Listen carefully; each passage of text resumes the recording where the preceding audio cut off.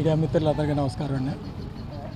ఈ రోజుకి ఏదైతే మా పెరికి సాధికారి సామాజిక వర్గంలో ఒక బీసీ విద్యార్థిని అంజలి మరి ఆత్మహత్య ప్రయత్నం చేసి 11 రోజులు అవుతుందండి. ఈ 11 రోజులుగా కూడా మేము ప్రతిరోజు ఇక్కడికి నేను ముఖ్యంగా మా ఉభయ గోదావరి జిల్లా పెరిక సామాజిక వర్గ అధ్యక్షుడిని, అలాగే రాష్ట్ర పెరికి సాధికారి టీడీపీ కన్వీనర్ని కూడానే.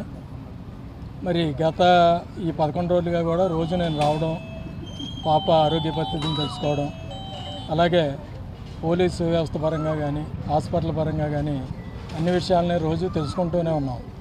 అలాగే ఇక్కడ జరుగుతున్న పరిణామాలని, రాజకీయంగా జరుగుతున్న రాజకీయవేత్తలు చేస్తున్న పరిణామాలను కూడా మేము అబ్జర్వ్ చేస్తూ ఉన్నామండి. మరి ఈరోజు 11 రోజులైనా సరే ఏమీ జరగలేదని చెప్పి అనేక మంది నాయకులు వచ్చి అక్కడ చెప్పడం అనేది చాలా దురదృష్టకరం అని చెప్తున్నాను. ముఖ్యంగా ఏంటంటే ఏదైతే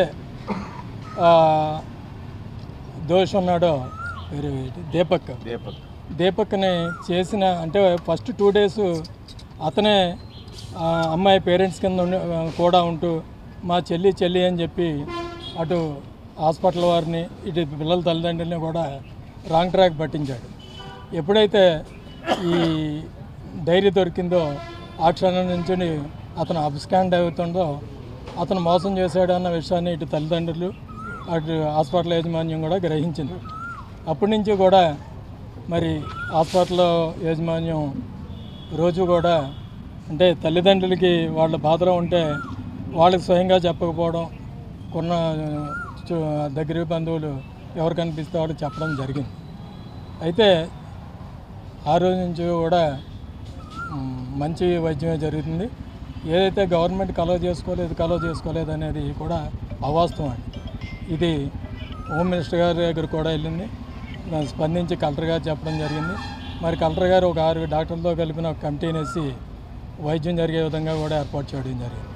అదేవిధంగా ఏదైతే దీపక్ అనే వ్యక్తి అబ్స్కాండ్ అయిపోయి దొరకకుండా యాంటిసిపేట్ వేలు ట్రై చేసి అప్పుడు ముందుకు వద్దామని అబ్స్కాండ్ అయిపోవడం ప్రయత్నం చేస్తే మరి ఏదైతే మేము వేళ మాట్లాడడం జరిగిందండి లోకల్ ఎమ్మెల్యే ఆదిరెడ్డి వాసు గారితో, ఆయన చెప్పారు ఆ రోజే దోషి ఇతను అని ఎప్పుడైతే అనుమానించారో అప్పటి నుంచి సుమారు 24 గంటల లోపల 2 రోజుల లోపల అతన్ని అరెస్ట్ చేయడం కూడా జరిగింది. అలాగే కొంతమంది ఇక్కడికి వచ్చి కొన్ని అపోహలు తెలియజేస్తున్నారు. ఆ రూమ్మేట్స్ ఉన్నారు, వాళ్ళని ఎటువంటి ఇన్వెస్టిగేషన్ చేయలేదని చెప్పడం కూడా అవాస్తవం. వాళ్ళని కూడా స్టేషన్ పిలవడం జరిగింది. అంటే నిర్ధారణ కాలేదు కాబట్టి ఒకరినే పిలిచి వాళ్ళు అక్కడ ఇన్వెస్టిగేషన్ చేయడానికి సిద్ధం అవుతున్నారు. అలాగే హాస్పిటల్లో ఫుటేజ్ ఇవ్వలేదు అనేది కూడా అవాస్తవం అండి. ఏంటంటే ఈరోజు మనం ఈ సామాజిక వర్గం ఈ డెవలప్ అయిన రోజుల్లో అది అందలేదు ఇది అందలేదని చెప్పడం అనేది అవాస్తవం. ఏంటంటే కేసు చట్టం పరిధిలోకి వెళ్ళింది. పోలీసుకి వాళ్ళు ఫుటేజ్ ఇవ్వమంటే వాళ్ళు వదిలిపెట్టరు, ఇచ్చి తీరాలండి. ఒకవేళ వాళ్ళు ఇవ్వకపోతే వాళ్ళు రికవరీ చేసుకుని వాళ్ళు ఎంక్వైరీ చేస్తారు. ఆల్రెడీ ఆ ఫుటేజెస్ కూడా రికవరీ చేశారు, ఎంక్వైరీ జరుగుతుందని కూడా చెప్పడం జరిగింది. అయితే మరి ఏదైతే మా ఇప్పుడు నిరుపేద కుటుంబీకుడైన మా పెరిక సామాజిక వర్గం చెందిన ఇది తల్లి తండ్రి కూడా ఒక్కగాని కూతురు అంటే వాళ్ళకి పెళ్ళైన 12 సంవత్సరాలు పుడితే ఒక మగపిల్లాడిగా పెంచి వాళ్ళకున్న 3 ఎకరాల పొలాన్ని కూడా అమ్మేసి చదివించి ఇవాళ రాజమండ్రి లాంటి టౌన్ పంపించి చదివించుకుంటే మరి ఈ సభ్య సమాజంలో మరి ఇలాంటి నిరుపేద కుటుంబాలకి ఆడపిల్లని చదివించుకోవాలని అంటే భయం వేసే పరిస్థితికి ఇవాళ సమాజం వచ్చిందని చెప్తున్నాం. మేము ఎట్టి పరిస్థితిలో కూడా మా సామాజిక వర్గం అంతా మాకు ఎటువంటి రాజకీయాలతో సంబంధం లేదు. మేము ఈ 11 రోజులుగా పాపం వీళ్ళ బాధలో ఉంటే ఒక నాయకుడు రావడం, తీసుకురావడం, మీడియా ముందు ఉంటే నిలబెట్టి మాట్లాడడం. వాళ్ళు ఏం చెప్తారండి? ఎప్పుడూ ఒకటే చెప్తారు, మాకు పిల్లకి న్యాయం చేయండి, మా పిల్ల మాకు ఎలా ఉన్నదో అలా కావాలండి, దోషికి కఠినమైన శిక్ష విధించబడాలండి అని ఇది మాత్రమే చెప్తారు. దాన్ని మరి మేము అక్కడ తీసుకెళ్ళాము ఇక్కడ తీసుకెళ్ళాము ఏం చేసామంటే ఎప్పుడు చట్టం పరిధిలో కేసు వెళ్ళిపోయినప్పుడు చట్టం చూసుకుంటుందండి.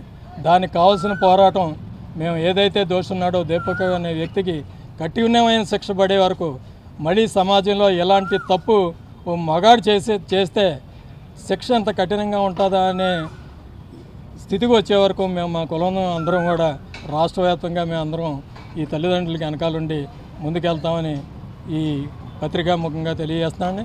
దయచేసి తల్లిదండ్రులని ఎవరు కూడా మళ్ళీ ఒకసారి ఎత్తున్నాను, వచ్చి వాళ్ళని రాజకీయ నేలలోకి తీసుకెళ్ళొద్దని కోరుతున్నానండి. ఎవరికైనా ఏదైనా చేతనైతే వాళ్ళ సహాయం చేయండి.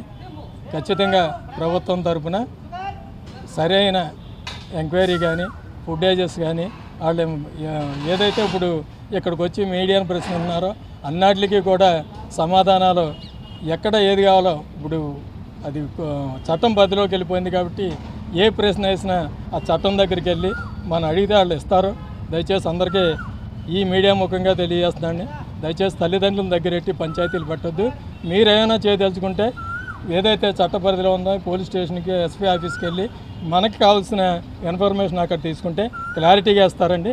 అప్పుడు ఏదైనా వస్తే వాళ్ళని ప్రశ్నిద్దాం. అలా ప్రశ్నించే పరిస్థితి వచ్చినప్పుడు మేము మా సామాజిక వర్గం ముందుండి రాష్ట్ర వ్యాప్తంగా మేము న్యాయం జరిగే వరకు పోరాటం చేస్తామని తెలియజేస్తూ సెలవు తీసుకుంటాం.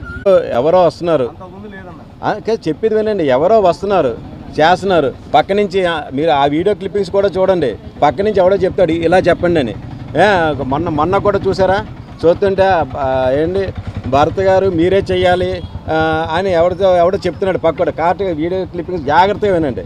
అప్పుడేమో పెద్ద ఆయన భరత్ గారు మీరే చెయ్యాలని చేతిలో